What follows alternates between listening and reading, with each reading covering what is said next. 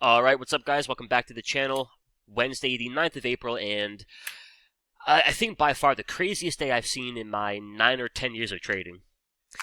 Crazy stuff, man. You got the QQQ up 12%, S&P's up 9.5%, IWM up 8.5%, Dow Jones, right? The freaking Dow Jones up 8% on the session, Tesla up 23%, Nvidia up 19%, Broadcom up 19%, Apple up 15%, Meta up 15%, Amazon up 12%, Microsoft up 10%, Google up 10%, and Netflix up 8.5%.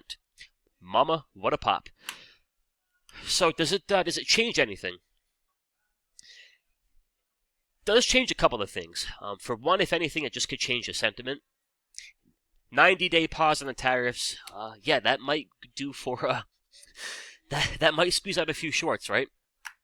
Looking at the spreadsheet, this has got to be the biggest single day change that I think I've seen since I started tracking the spreadsheet. We came into the session with nothing but bear scores, and we finish up pretty much just in a neutral market here today. Indexes back to negative 31, Big 10 back to negative 12, sectors back to negative 32. Now, neutral's not bullish, so my game plan is not wake up tomorrow and go and buy every call. I think for now I'm going to keep myself in day trade mode, but it's definitely enough progress where if they can keep it, I think you're getting a couple of days here of day trading things higher. QQQ a negative 24 out of 120, S&P's a negative 33, Netflix back to positive, Broadcom and Meta back to positive, and then gold is doing its thing with a 94 out of 120. So very impressive stuff here. The biggest single day change I've seen on the Big 3 sheet. Alright, and then from a Big 3 signals perspective, one would think, right? QQQ up 12%, S&P's up 10%, Tesla's up 23%, Nvidia up 19%. You would think we should be pretty much locked and loaded with buy signals. Not quite the case. Again, progress is progress. QQQ got a 5-minute and a 15-minute buy signal. Looking up here at these labels, no 30-minute, no 1 hour, no 2, no 4, no 4. And a little crazy to think it took a 12% pop to get a 5-minute and a 15-minute buy. Checking the S&Ps here, you have a 15-minute and a 5-minute buy. For the Tesla, not too bad. 30-minute buy signal, 15-minute, and a 5-minute. And then what about an Nvidia and an Apple? Again, pretty wild. Nvidia's up 19%. You don't get a 1 hour buy, you don't even get a 30-minute. But we could work with the 15-minute and the 5. And then Apple.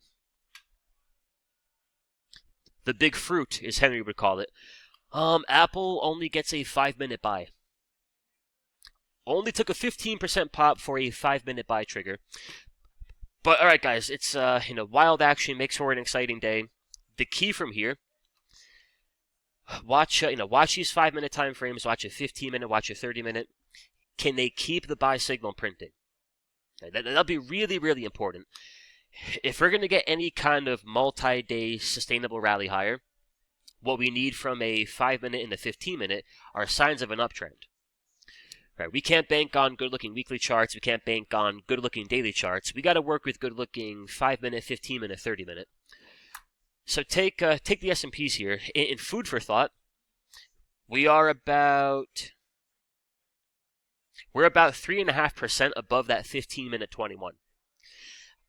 I'm not claiming we're going to gap down tomorrow, but keep that in mind. We could get a decent flush. Might still make for a buying opportunity. The key is, can they keep on printing that signal? Can they keep the better momentum? Can they keep the better structure? First back test of your 15-minute 21. If they can hold their ground and keep the buy signal printing, that could be your next shot to jump in and buy it. We pull back and things just shit the bed, so to say. We break the 21, we get a momentum shift, we lose our buy signal. Maybe not trying to jump in and buy it just yet. So that'll be important for the S&Ps. That'll be important for the Q-tips. And right now, QQQ is a modest, and I mean modest. Let's see. We're only about 4% above the 15-minute 21. Wait for that first back test. If they can handle that back test, I think it makes for a good buying opportunity in the short term. And then looking for squeezes here. Not too much here towards the close. 5-minute on the Netflix and a 5-minute on the Apple. So let's check out, not Apple, Tesla, I'm sorry. So 5-minute squeeze here for Tesla, and it's a kind of trade I'm looking for in this market. Not a weekly time frame focus, not a daily or a 4-hour time frame focus. Give me a good looking 5-minute squeeze, 15-minute squeeze. All the guy can ask for. So into tomorrow, looking for things like that. If they can keep the 5-minute buy signals printing, keep the 15-minute going. I'm looking for a 5-minute squeeze entry, looking for a 15-minute. And who knows, maybe getting a little bit of that tonight here in the futures. So I'll keep an eye on all that, but that is the key for tomorrow and into Friday, guys. Crazy move here today. I think the biggest move I've ever seen. With that, we got a couple of 5-minute buy triggers, a couple of 15-minute, 30-minute buy triggers. Wait for a dip if they can keep them. That is your spot to jump in and play it a bit higher. All right, hope that makes sense. Hope you find it helpful, and I'll talk to y'all in the next one. Adios.